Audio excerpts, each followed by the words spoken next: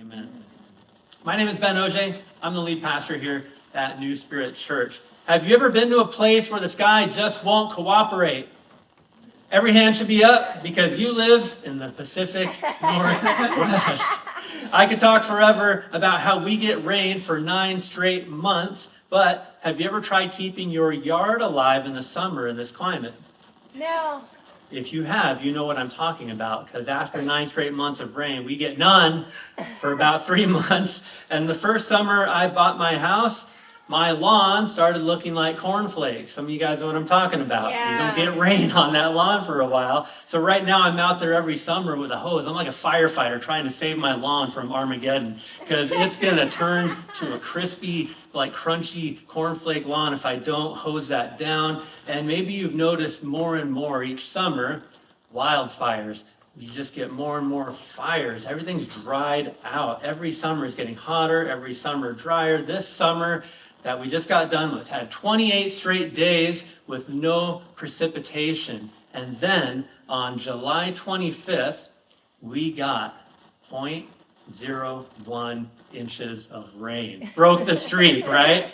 Then we started another streak right after that. And we just had no rain. We had crunchy lawns. We had perfect fire conditions. We had low rivers. You started looking at Mount Rainier and saying, where'd all the snow go? It's just a rock now. And I missed the snow in the summers on Rainier. The meteorologist this previous summer declared it an official drought in our region.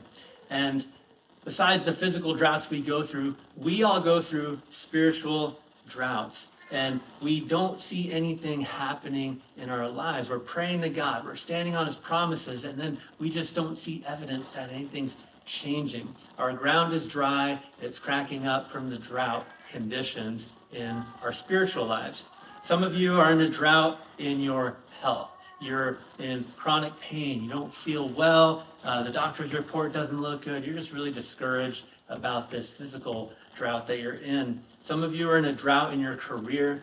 You got passed over for that promotion. You can't find a better job. You maybe can't find any job. I don't know, but you just can't catch a break in your vocation, in your work life.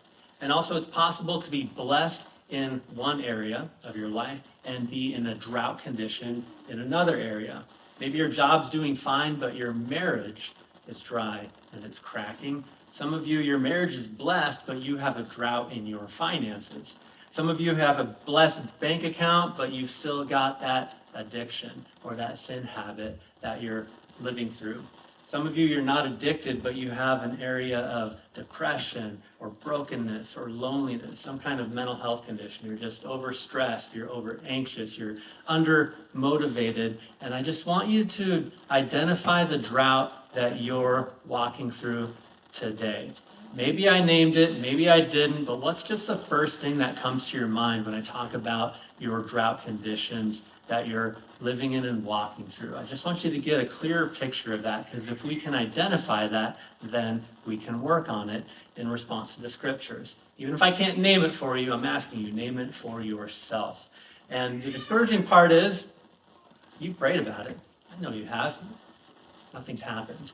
You thought God would rain on that drought. It's just still cracked and dry, and you don't know what to do because your prayers don't seem to work. And then you get an idea, I'm going to get the pastor to pray about it. I'm going to get the prayer team to pray about it. Okay, it didn't work that time. Their prayers didn't do anything either. And you feel like after a while, you're just kind of watering dust. You ever seen people do that, trying to keep the dust down? Like nothing you do seems to work to make anything grow. You keep praying, but the sky won't cooperate, and it just gets harder and harder to believe and to keep your faith when you're seeing, when what you're seeing in real life isn't matching what you're hoping for and praying for and striving for in your heart between you and God. And so today I want to talk about that. I want to talk about how to pray when your drought won't end. This is part of a greater series we're doing called Elijah. And in Elijah, I hope you see that we live in a culture that is really trying to steer us away from God, and that's what Elijah lived through. And we're going to find out how to how to find God and stick with God even when the culture is against us in that effort. And last week week one we talked about Elijah in chapter 17 of 1 Kings, we talked about what makes a man of God. We saw Elijah was a man of God. He stands firm, he leaps hard, he walks fast, he prays deep, and he shines bright. And then in the second week, we looked at monotheism versus polytheism. Choosing to follow one God or several. Bottom line is that only God delivers what false gods can only promise. And if you missed one of those, you want to catch up on those, just go to YouTube. They're all neatly categorized into sermon series. You might also see a vertical video on a social media platform. And I just encourage you to click like or click subscribe or click just a comment. And that really boosts that video and helps us reach more and more people in our community. Somebody told me today that they came to church today because they saw one of those videos. So I just want to thank you for supporting that ministry. Today we're answering this question. How can I make my prayers more effective? Number one, we're going to see in chapter 18 of 1 Kings that effective prayers are expectant. We're going to see that effective prayers are surrendered. We're going to see effective prayers are persistent. And we're going to see that effective prayers see the cloud in the distance. Bottom line is that effective prayer believes before it sees, kneels before it rains. The sermon's for you. You're tired of the drought. You're just getting fed up with it. You're starting to get discouraged, lose faith, get depressed. I don't know. Maybe you've given up on prayer. You feel like you've been faithful, but the skies aren't cooperating no matter what you try. I just want to encourage you, don't give up. We're going to look at why, but let me just say it right off. Don't give up. We're going to see through Elijah that one praying person can be the difference between a drought and a downpour, and why not you? Why can't you be that person? There's one big difference between a drought and a downpour. One praying person, it's you. And so for context today, we're talking about 1 Kings chapter 18. If you have a Bible, flip it open. If you don't, click it open on your phone or the tablet or something. But we're in the two kingdoms period. This is after King David, King Solomon. It was divided in two. There was the northern kingdom of Israel, the southern kingdom of Judah. Elijah was a prophet to the northern kingdom of Israel. They were even worse in their idolatry and wickedness than all the kingdoms around them. We saw in chapter 17 that the prophet Elijah spoke for God. God was fed up with all the idolatry, saying there will be neither dew nor rain for the next few years. So God was pouring out his judgment on Israel. They had an evil king Ahab, a wicked queen Jezebel. They were worse than any monarchs before them. They were trying to steer people away from God and towards all these false gods and idols. And then in chapter 18, Elijah challenged Ahab to assemble the prophets of the false gods, Baal, Asherah. Assemble them at Mount Carmel for an epic showdown. We read about this last week. The false prophets promised that they could get their altar lit without their own matches, that their gods were going to do it, but only our God could deliver what those false gods could only promise. And then the people of Israel saw the whole thing. And then they seized the false prophets and they slaughtered them in the valley. But there was still one little problem. What's the last problem? Drought. It wasn't raining. Thanks God for the fire. Where's the rain? We can't eat fire. We need rain on the land. The fire from heaven is cool at defeating the prophets. It doesn't work for keeping the grass green. And some of you are feeling that way, like, God, I see you doing cool things. People are on stage reporting how good you are. Everyone's talking about your miracles. Where's mine? My grass is crunchy and dry. That person's got the downpour, and I've got the drought conditions. I'm praying for my child to do right. I'm praying for my body to get better. I'm praying for my drought to end, and I'm still living with no rain. Things aren't turning out the way I hoped. You're asking this question, how can I make my prayers more effective? First, we're going to see that effective prayers are expectant. So I want you to look at 1 Kings with me, chapter 18, verse 41. This picks right up where the story left off last week. Elijah said to Ahab, "Go, eat and drink, for there is the sound of a heavy rain." Notice that when he said this, there wasn't a cloud in the sky. I hear the sound of a heavy rain, no clouds. So when you have no clouds, no wind, nothing on the horizon, Ahab's looking at Elijah saying that. He's saying, Jezebel, I think the heat's getting to him. He's starting to go crazy. What's he talking about? There's not a cloud in the sky. Elijah spoke with expectation, not evidence. And his eyes saw drought. His eyes were looking at famine, but in his spirit, he could hear the sound of a heavy rain. Friends, what are you going to trust today? Your eyes or your spirit? Spirit. Are you going to put your faith in what you can see or the sound you hear in your heart that comes from God? This is what faith is all about. You've got to believe what you hear in your spirit, even when what you're seeing is the opposite. If your faith is based on visual evidence, that's not called faith. That's called sight. We all have sight. Not everyone has faith. And so you have to put your faith in what you're not seeing before it comes to be sight. And faith means expecting that he will come through and end the drought. Look at James with me in chapter 1. It says, "But when you ask, you must believe and not doubt." When you order food at the restaurant, you don't wonder if it's coming. You expect it to come. You wait for the food to come. That's why they call them waiters, because you wait for the food to come. I'm not sure if that's true. I just made that up. But the point is, you ordered and you expect it, and you're not up there like, ding, ding, ding, like, you know it's coming. And when you pray with full expectancy, you have to know that the chef's already working on it. You already do this at the restaurant. You put in the order, the chef's working on it. I'm expecting the food to come. You can't see what he's doing, but you have to trust that what you ordered is on the way.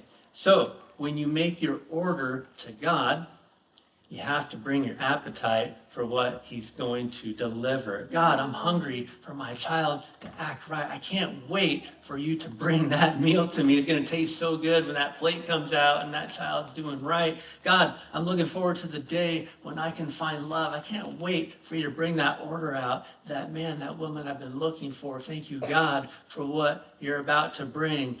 And God, I'm looking forward to that day. I'm running that half marathon. You're going to deliver me the body to do it. Some of you aren't praying that, but just follow me here.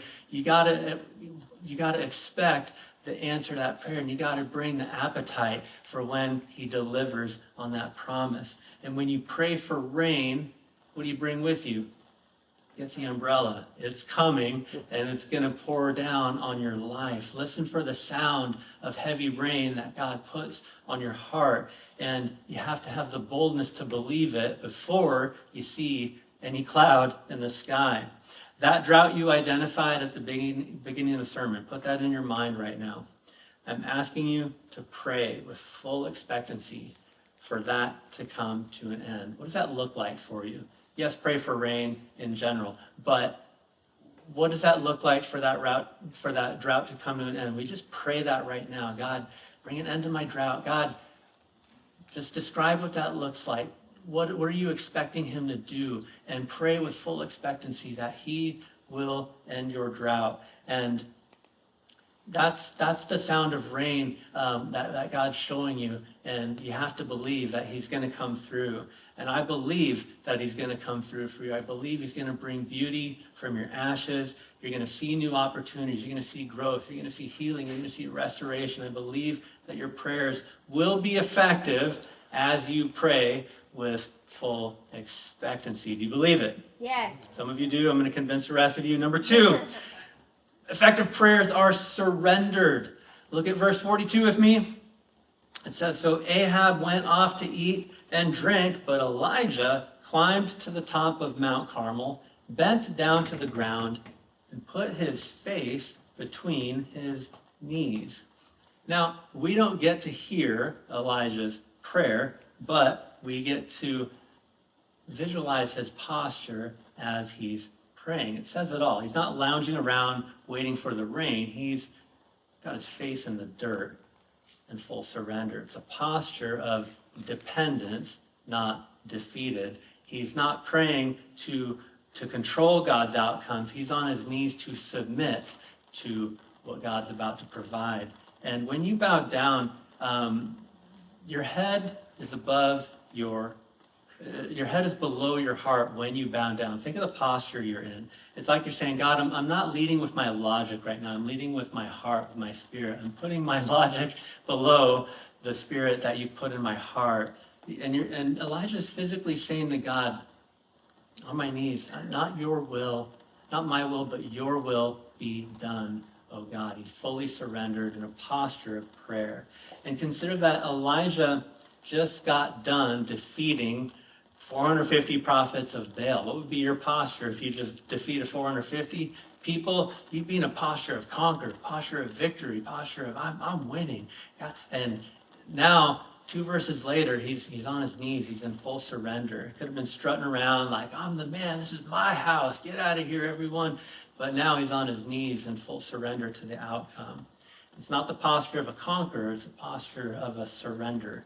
And for us, the danger comes when we walk around like conquerors, like the battle's already over. I already prayed it. God's going to do what I asked him to do.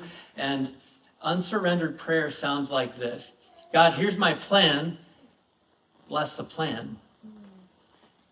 Now, you're still praying with expectancy, but if you're asking God to just bless your plan, that is not a surrender prayer. That's you trying to boss him around. A surrender prayer sounds like this. God, here's my heart. You lead it.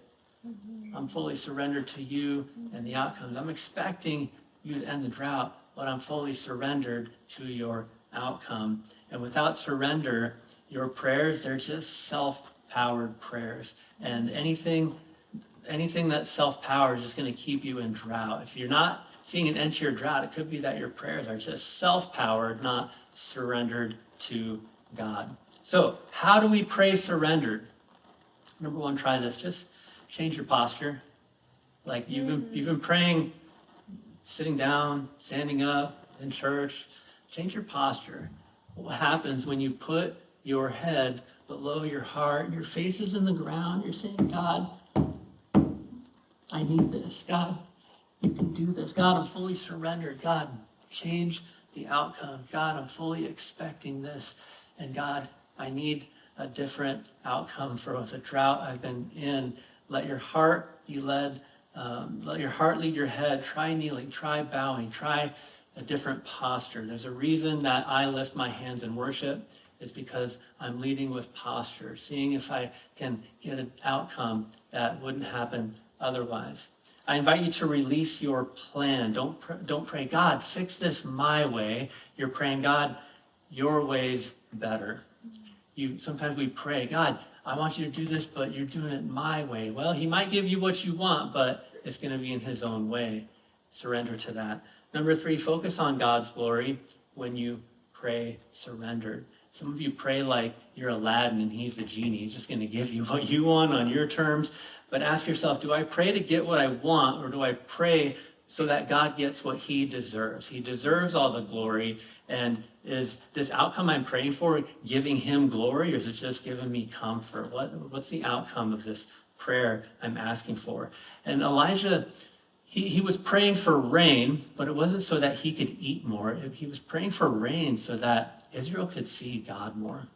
There's a difference in praying for outcomes that give God glory. That's what it looks like to pray surrendered to him. And so when you think about the drought you're in, ask yourself, have I prayed about this with full expectancy and with full surrender? Did I even know the difference before Pastor talked about it? And ask yourself, how have I been doing this? Try a different posture as you pray fully surrendered. Number 3, how can I make my prayers more effective? We see here that effective prayers are persistent. And this is the part of the story where he's heard the sound of heavy rain. He's on his knees praying with his face to the ground. Nothing's happening. I'm expecting. I hear the sound. I'm surrendered. I'm on my knees. My face in the dirt. Nothing is happening. And at this point, most people would give up. Okay, God, I guess this is your will. Your will is for nothing, so I'm going to stop putting my face in the dirt and praying with all this expectancy. I'm getting too discouraged. I'm going to stop. But watch what Elijah does next. He says, go and look toward the sea, he told his servant. And he went up and looked. There's nothing there, he said. 7 times Elijah said, go back. go look. I want to show you why would he need to look for rain? Why would he need to look toward the sea? Because you would think like if it's raining on you, you would know it. Especially like you can feel the drops, the downpour, you're getting wet. Why would he need the servant to go up on the mountain and look for it? Let me show you this map. Here's a map of Israel. I want you to notice like on the right is just the Arabian desert. It's just hot and dry over there. On the left is the Mediterranean Sea where it's cool and the weather comes in. And so when rainy weather comes to Israel, which direction do you think it comes from? The west. So imagine Elijah's praying, having his servant walk up the hill, and he's looking to the west and saying, no sign of rain, Elijah. I'm looking out over the sea. I don't see a cloud in the sky. Elijah said, okay, we'll go check it. I'm going to pray right now. I'm still on my knees praying. I'm still fully expecting. Now go and check again. This happened 6 more times. No sign of anything. And so the servant kept coming back. Elijah, there's not a cloud in the sky. No rain on the horizon. Elijah, did he get discouraged? No. He said, go check again. He's fully expectant. And he didn't think, okay, well, I must have heard God wrong. I sent you 6 times, so this is it. Don't go up again. I was wrong. I didn't hear the sound. That must have just been my illusion. He was persistent. He said, go back and look again. I know the rain's coming. I know what I heard in my heart. I know the promise was true.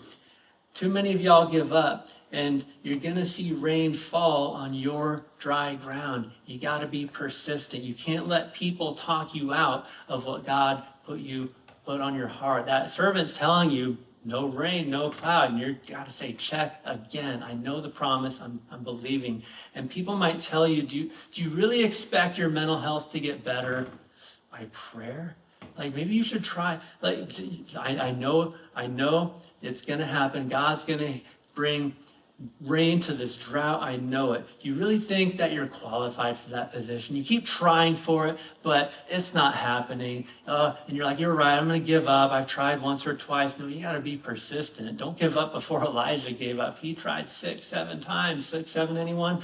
I just want to make sure you're paying attention. Teenagers, you're with me? Here we go. You got to keep praying. Be persistent. You've been praying that same old prayer. You've been praying that same old things for this many years.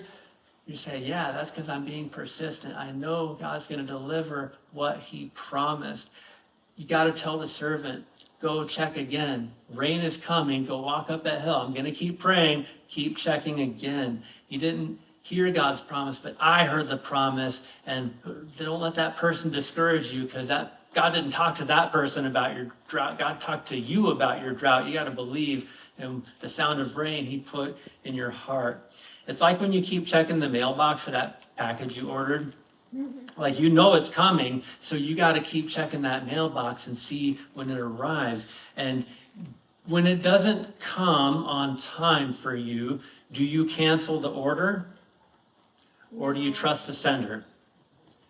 You're trusting the sender. So that's why you keep checking the mailbox, because you trust the sender sent the package. You know it's coming. You don't cancel the order. So why do you do that when it's God? You're not going to cancel the order. You just got to keep checking the mailbox.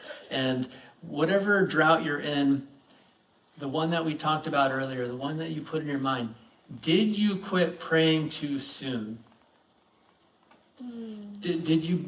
Did you quit praying when it didn't happen after the first or second? Or have you been persistent? Have you been keeping up? Have you been checking the mailbox? Have you been checking the horizon, checking the weather, checking, God, I know it's coming today. Have you been persistent in that prayer? Or did you quit because it didn't come on the delivery day you were expecting? Don't get discouraged. Consider that God's not ignoring you. He's involving you in the process. He's saying not yet. That doesn't mean no. You have to know that God's delays are not God's denials. And if you're persistent in prayer, if you're as persistent in prayer as you are at checking your phone notifications, try that for a week. Be that persistent in checking your prayers. God, I'm looking again. I know you're delivering. God, I'm expecting. I'm also surrendered. I believe that God, he will bring an end to your drought, but be persistent. Please don't give up after the 6th try. Number 4, effective prayers. See the cloud in the distance. Look at this verse with me. It's verse 44. The 7th time, the servant reported, a small cloud, as big as a man's hand, is rising from the sea. The servant saying, okay, Elijah, this is time number 7. This time, there's a dot in the distance. But it's not that big. It's as big as a man's hand. It's out there, but don't get your hopes up. It's nothing to get too excited about. And that's what most people might be saying to you. You might be saying it to yourself, well, I kind of see something, but it's not worth getting excited about. It's not worth getting my hopes up about this little cloud. But that's not Elijah. Elijah knows that God can take something small and turn it into much. That God can take a small cloud in the sky and make a mighty downpour from one little cloud. And that he doesn't need a bunch of people behind him in this prayer. He just needs the right person behind him in what he's praying for. Look at what happens next. So Elijah said, go tell Ahab, hitch up your chariot and go down before the rain stops you. Has it rained yet? No. Meanwhile, the sky grew black with clouds, and the wind rose, and a heavy rain started falling, and Ahab rode off to Jezreel. The power of the Lord came on Elijah, and tucking his cloak into his belt, he ran ahead of Ahab all the way to Jezreel. Notice that Elijah told Ahab ahead of the rain. It's before it rained. He said, Ahab, get your chariot ready. Rain is coming. And they're still like, okay, that little cloud, are you sure? Like Elijah knows this is the answer, and that's what faith looks like. It's making plans for rain when all you see is a little cloud. Your faith saying this is it. That's the answer. Grab the umbrella. The rain's coming. And it's other people saying to you, that cloud, it ain't much. That's not worth getting your hopes up about. And you're saying, no, that's exactly what I've been praying for. Grab the umbrella. Here comes the downpour. It's other people saying, is that it? And you're saying, baby, this is the beginning of the miracle. And people miss what God's doing because it looks too small to matter. But that's not going to be you anymore. You're not going to look at it as too small. You're going to look at it, this is just the beginning of the miracle. We're praying for a whole city to come to Jesus, big miracles. But when one person comes to Jesus, we're like, oh, is that it? No, this is the beginning. This is what we've been praying for, people. We're praying for reconciliation with that person. But then we get that first awkward text like, oh, that's weird. No, that's not weird. That's the answer. That's the cloud, the size of a man's hand. That's the dot in the distance. You missed it. Don't miss it. That's the answer you've been looking for. We want provision. God, bless me financially. That side hustle, that's weird. No, that's the prayer that's the answer. That little side hustle is the beginning of the provision that you've been praying for. Don't miss the cloud in the sky. Don't just celebrate when God finishes the miracle. Notice when he begins forming the miracle. Did you hear me? When he forms it, you celebrate, not just when he finishes it. Stop looking for the finish. Look for the formation of the miracle. Last month, I planted $200 worth of grass seed, and we got no rain for a week. That grass seed just dried out. It's dusty on the dirt. And then we got an early frost. That's not good for growing anything. If you're not gardening, planting, you cannot have frost when you're trying to get seeds to sprout. It's too cold to germinate. It's too cold to grow. Everything goes dormant. And then we got a torrential rain. You remember that? It was like a river going through the dirt. All the seeds are washing away down the hill. It looked like this wasn't going to work. But I was out there checking twice, checking 4, 5, 6, 7 times. I'm checking those seeds on the dirt. Why? I'm fully expecting. I'm persistent. I'm surrendered to. I'm checking these seeds, and I'm on my knees begging God, please let this work. This is $200 worth of seeds. I don't want to do this again. Have a bunch of dirt and weeds. After a couple weeks, I celebrated. Why did I celebrate? It was grass. It was not grass. Oh. If you look at the dirt, there's these little green hairs coming out of it. And my kids are like, Dad, where's your grass? I said, go look at it. They're like, it ain't much, Dad. It ain't much. And I said, no, kid, it's everything.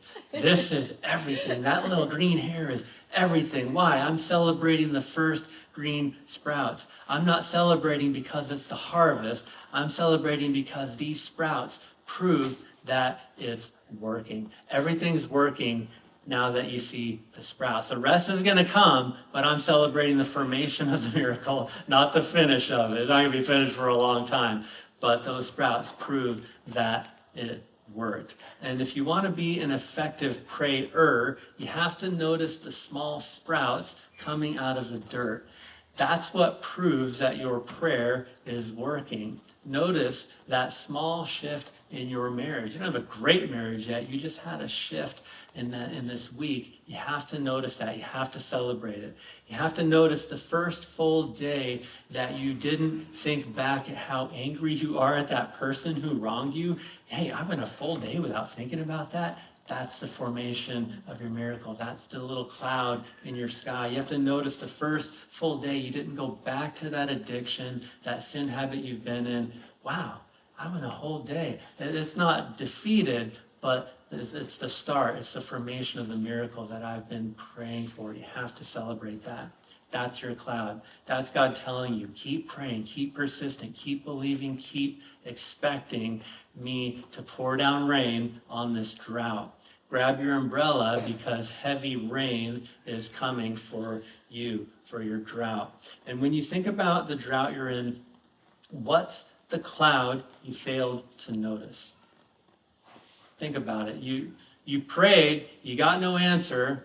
Oh, was that it? That little cloud? That wasn't much. Someone told me, no, you told yourself that wasn't the answer, but maybe you missed it. What was the cloud in the horizon that you missed when you take a moment to think about it?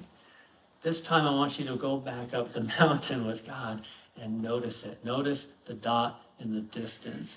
And when you see that dot in the horizon, don't despise it. Elijah didn't despise it. He celebrated it. And I want you to celebrate. God, thank you for that little dot in the distance. That proves that you're working, and I can't wait for the downpour. I'm grabbing my umbrella. You're saying, I know that droughts don't end with sudden downpours. It ends with a cloud on the horizon that you can barely see, and then it starts forming into something big. You're saying, God, I'm not going to despise these small beginnings. You're going to say, I'm celebrating your faithfulness. I'm grabbing my umbrella. I can't wait for the downpour. I can't wait to see what happens next. God, thank you for the beginning of the rain on my drought. Are you with me? Yes. Let me just recap what we talked about. We talked about our droughts. There's the physical droughts every summer, and then there's the spiritual droughts, the relational droughts, financial droughts. There's all kinds of droughts. Which one are you in? Maybe it's a lot of them. I asked you to identify that. Think about, how have I been praying for that? And why haven't my prayers been working to end that drought? It's frustrating. So we asked today, how can I make my prayers more effective? We saw in 1 Kings 18, we saw Elijah. We saw that effective prayers are expectant. We saw that effective prayers are surrendered. We saw that they're persistent, and we saw that effective prayers see the cloud in the distance, just like Elijah. The bottom line is that effective prayer believes before it sees. Effective prayer kneels before it rains. And that's how NewSpirit.Church got started. It started in 2022. A few faithful families and I gathered in a living room to start a church. We didn't have money. There's no money. We didn't have a building.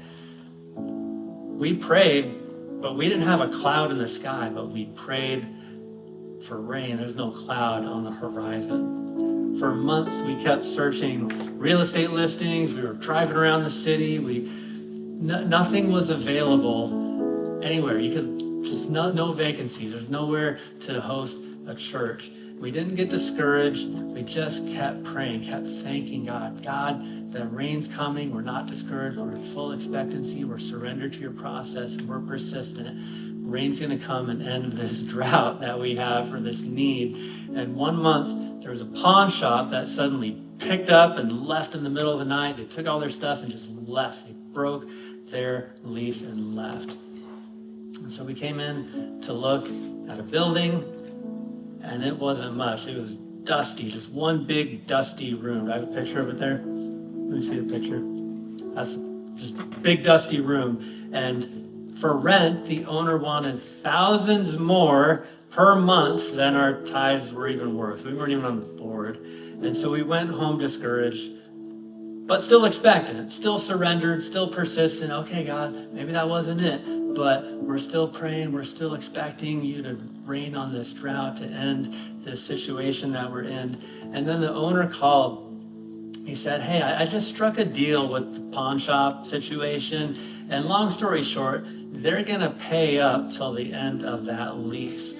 How would you, New Spirit Church, like to try worshiping in this old pawn shop space until the end of that lease that's been paid for? Maybe by then you gather enough people, you raise enough tithes, maybe by then you can afford it, the full rent.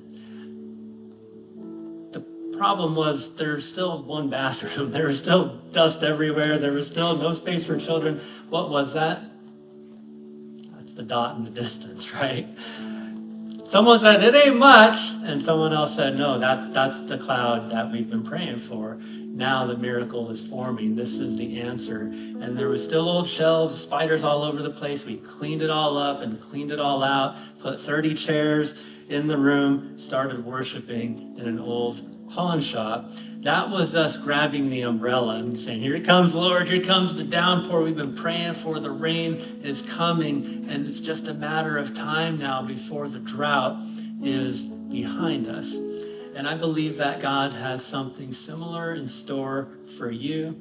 I hear the sound of rain coming for you, to rain on your drought, to bring sprouts from your dirt. And God's about to pour out his blessing on you. Whatever you're going through, he's going to bring an end to your drought. You just see the dot in the distance. God's about to bring your dry bones back to life. He's going to turn your famine into your favor. And if you pray expectant and surrendered, he's going to end your drought. And so I want to invite you during this final song to just try something a little different, to try putting some posture behind your prayer. You've tried it the old way, and it hasn't been working, but I don't want you to leave here and think about how you're going to pray different. I want you to try praying different here before you leave today.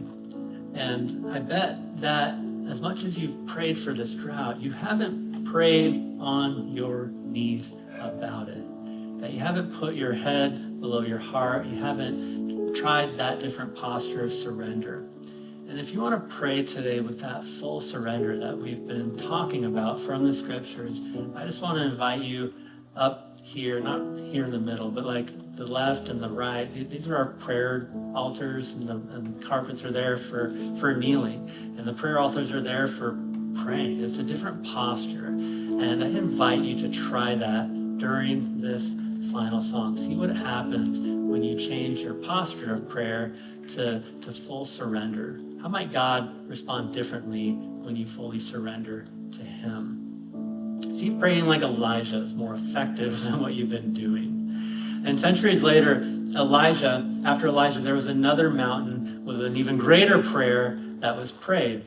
It says that after the Last Supper, Jesus went up to the Mount of Olives at night, and he fell with his face to the ground and prayed, Father, if it is possible, may this cup be taken from me, yet not as I will, but as you will.